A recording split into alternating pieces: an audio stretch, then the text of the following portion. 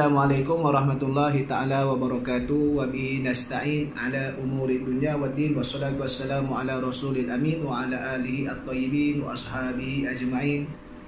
Amma ba'da. Sahabat-sahabat, teman-teman yang dirahmati oleh Allah Subhanahu wa ta'ala, bertemu lagi kita dalam tazkirah khas sepenuh tempoh perintah kawalan pergerakan pada hari yang ke-9, yang asalnya tempoh awal sehingga 31 Mac. Namun semalam Yang Amat Berhormat Perdana Menteri Tan Sri Haji Muhyiddin Yassin telah memaklumkan dilanjutkan sehingga 14 April. Mudah-mudahan kita terus bersabar, kita mohon doa kepada Allah Subhanahu wa ta'ala dihilangkan wabak ini, serta kita dalam masa yang sama kita berusaha menurut arahan-arahan semasa daripada pihak persekutuan, pihak kerajaan, Kementerian Kesihatan Malaysia dan juga pihak-pihak berwajib yang bertanggungjawab dalam menguruskan hal ini demi kebaikan semua rakyat dan negara kita. InsyaAllah siri tazkirah khas, siri yang ke-9 ini kita nak bincangkan bahawasanya ucapan terima kasih kita kepada mereka yang terlibat sebagai para petugas dalam menangani dan berhadapan secara langsung dengan COVID-19, wabak coronavirus ini, di mana mereka yang terlibat secara langsung ini, para petugas ini, pada etikad kita, mereka yang beragama Islam dan niat yang ikhlas menjaga tata cara syariat, insya-Allah mendapat ganjaran pahala jihad di sisi Allah Subhanahu wa ta'ala. Jihad di dalam Islam walaupun secara khususnya merujuk secara peperangan di medan perang dengan senjata, namun jihad tidaklah terhad dalam konteks itu sahaja, namun apa sahaja curahan tenaga, keringat, pengorbanan yang diberikan demi agama Allah Subhanahu wa ta'ala, dan dia juga termasuk dalam konteks jihad, mendapat pahala besar di sisi Allah Subhanahu wa ta'ala. Kerana apa? Kerana bersungguh-sungguh melaksanakan perintah Allah, mendaulatkan agamanya dan mempertahankan agamanya. Jadi mereka yang secara langsung terlibat sebagai para petugas yang sekarang ini merawat, memeriksa dan mengubati adalah mereka yang usaha dalam nak menyelamatkan nyawa. Sebab kita tahu sehingga ke awal pagi tadi direkodkan telah 21 kes kematian, dan sudah lebih 1,700 kes saringan. Jadi kes dan hasil daripada saringan tersebut. Jadi ini adalah usaha bukan sekadar merawat tapi menyelamatkan nyawa. Di dalam Islam, dalam perbincangan ilmu maqasidus syariah, dan memelihara nyawa, memelihara jiwa ini merupakan daripada salah satu 5 daruriyatul khams, 5 perkara asas. Bahkan diletakkan ranking yang kedua selepas daripada menjaga agama. Ada sebahagian ulama menyatakan menjaga nyawa ni adalah yang ranking pertama. Kerana apa? Kerana dengan ada nyawa ni adalah untuk kita mengamalkan agama. Namun dalam konteks yang umum biasanya diletakkan hifzuddin, menjaga agama ni pertama, dan yang keduanya adalah menjaga nyawa. Dan nilai nyawa di sisi Islam yang sangat besar, sehingga kan diberikan beberapa pengecualian dalam situasi-situasi tertentu yang adanya keuzuran syar'i, sehingga perkara yang haram diharuskan dalam konteks darurah. Disebut oleh kaedah fiqh, ad-darurah tubihul mahdhurat. Darurah, dalam konteks keadaan darurah tidak ada pilihan yang lain, maka dia mengharuskan benda yang haram ketika itu, yang hanya itu saja boleh dicapai. Contohnya memakan makanan yang haram, bangkai khinzir. Tidak ada makan yang lain untuk nak menghilangkan kelaparan bagi menyelamatkan nyawa, maka ketika itu pilihan sudah tiada. Kalau tak makan boleh menyebabkan kehilangan nyawa, asbab kelaparan yang bersangatan, maka syarak mengharuskan kepada mereka yang berada dalam situasi tersebut pada ketika itu, bukan dengan sengaja, tidak melampaui dan pada kadar saja. Famanit turra ghayra baghi wala 'adin fala ithma alaih. Bahkan tak dosa. Dia boleh makan, nampak bangkai ketika itu untuk menghilangkan kelaparan dia yang bersangatan, dan memang tak ada yang lain setelah diusahakan. Bahkan fala ithma alaih, tidak berdosa ke atasnya, dengan syarat tadi itulah memang dah tak ada pilihan lain, bukan dengan sengaja, tidak melampaui batas dan pada kadarnya. Kerana apa? Walhal benda tadi tu haram. Haram ni perintah agama yang melarang. Tapi dalam konteks tersebut dikecualikan kerana darurah nak menyelamatkan nyawa. Betapa besarnya Islam memberikan peruntukan menjaga nyawa, sehingga dalam situasi tersebut hukum asal haram diharuskan, diperbolehkan. Maka bahkan ada setengah ulama menyatakan kalau ketika itu dalam keadaan memang sah darurah, dia tidak mahu juga mengambil menyebabkan dia mati, dia boleh dihukumkan bersalah kerana mencampakkan diri ke lembah kebinasaan. Kerana apa? Kerana ketika itu benda yang haram di hadapannya itu telah diharuskan. Dan yang mengharuskan memberikan pengecualian itu juga bukan emosi, bukan nafsu, tapi syariat Allah Subhanahu wa taala. Sebagaimana syariat Allah yang mengharamkan sesuatu itu, maka syariat Allah juga yang mengharuskan benda yang haram dalam keadaan darurah. Semua itu perintah daripada Allah Subhanahu wa taala. Kan? Bahkan kalau kita tengok juga yang mana Islam memperuntukkan penjagaan nyawa yang besar ni, sehingga tahap kita tahu Ammar bin Yasir, keluarga dia, ayahnya Yasir, ibu dia Sumayyah dibunuh oleh tuan dia yang berlaku di hadapan matanya, dibunuh kerana mempertahankan agama Islam dan terus istiqamah bersama dengan agama yang dibawa oleh Nabi SAW.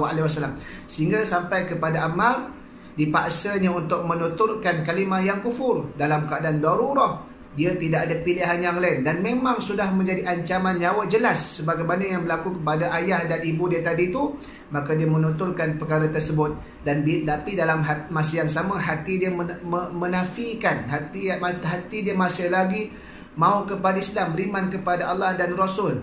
Lantas selepas kejadian itu dilepaskan kerana pada zahirnya menuturkan kalimah yang kufur, maka merujuk kepada Nabi SAW. Maka Allah Subhanahu wa taala membenarkan keimanan di dalam hati Ammar. Illa man, dari ayat tersebut, yang mana kecuali yang mereka terpaksa menuturkan kalimah kufur tapi hati dia dalam keadaan tenang, yakni masih lagi beriman kepada Allah Subhanahu wa taala, maka tak dihukumkan kufur ketika itu kerana memang situasi darurah yang ada ancaman ke atas nyawa secara pasti, bukan secara ragu-ragu. Maka nyawa ni besar, maka apa sahaja usaha dalam nak menyelamatkan nyawa itu adalah satu kerja yang mulia yang sedang dilakukan khususnya kepada para petugas, para doktor, pemeriksa, perawat, jururawat dan seumpama dengannya. Termasuklah juga jihad yang berlaku ni kepada mana-mana agensi, mana-mana pihak yang secara tak langsung ataupun secara langsung ataupun tidak dalam nak menjayakan untuk kita menghentikan rantaian penularan wabak COVID-19. Cuma yang kita lihat di barisan hadapan yang secara langsung jelas tadi tu, frontliners adalah daripada kalangan mereka yang merawat ni lah. Tapi semua itu mendapat pahala jihad insya-Allah. Kullu ya'malu ala syakilati. Katakanlah wahai Muhammad, setiap kamu kesemuanya berperanan pada lapangan kerja masing-masing. Yang penting kita berada pada posisi kita buat sesuatu yang mendatangkan manfaat kepada agama Allah Subhanahu wa taala tersebut. Dan kita tahu sebagaimana cerita-cerita yang dikongsikan, mereka yang terlibat secara langsung tak cukup kaki tangan, tak cukup petugas kerana penularan wabak ini sangat laju.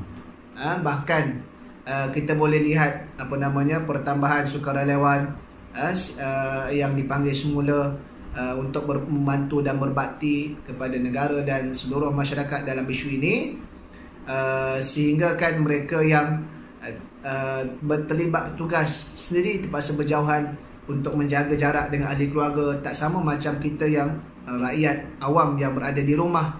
Mereka pula dalam keadaan dalam merawat atau buat saringan seorang tu makan masa yang lama, berpakaian yang menutup seluruh tubuh dalam keadaan panas kan, kepenatan.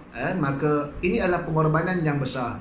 Apa sahaja pengorbanan demi kerja yang mulia, niatnya ikhlas. Islam di itu khususnya kita bincang untuk orang Islam, dari sudut ganjaran pahala di akhirat kelak. Allah Subhanahu wa taala sebut, innallaha ashtara minal mu'minina anfusahum wa amwalahum bi anna lahumul jannah. Sesungguhnya Allah Subhanahu wa taala membeli daripada orang mukmin itu jiwa-jiwa mereka, harta mereka, harta benda mereka dengan bayaran syurga. Jadi pengorbanan apa sahaja, mereka pun sampai tak terdedah kepada risiko kerana secara langsung berhadapan dengan mereka yang dijangkiti dengan wabak coronavirus. Mereka menghabiskan masa mereka berjam-jam di luar. Mereka dalam keadaan kepenatan.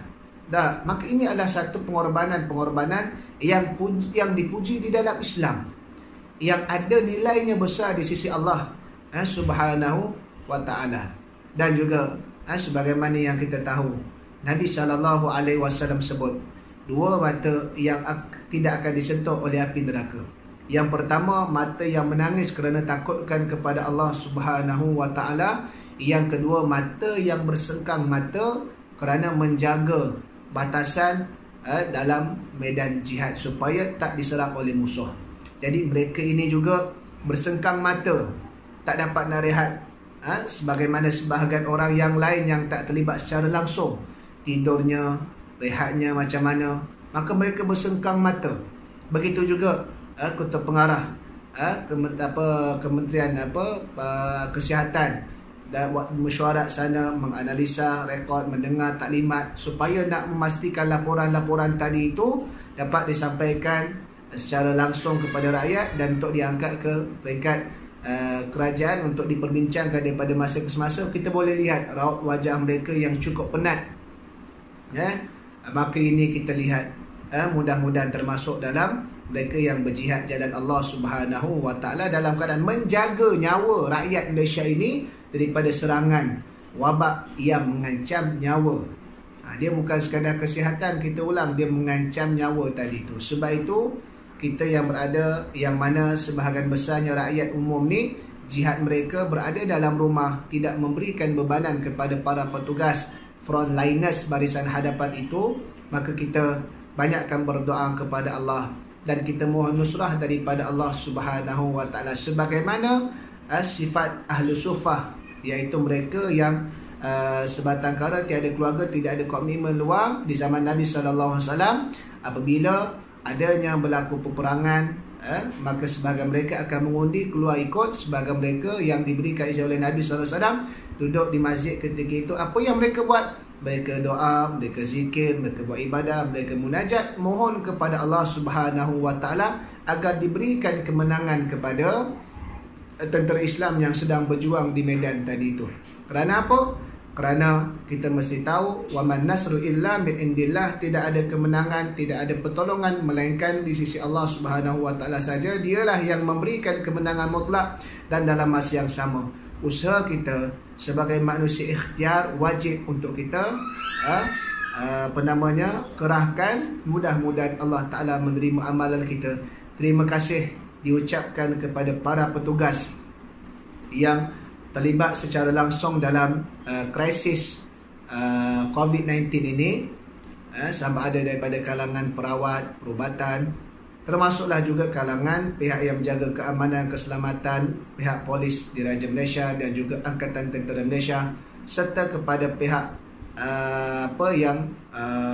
pihak peringkat atasan kerajaan ataupun Ketua Pengarah.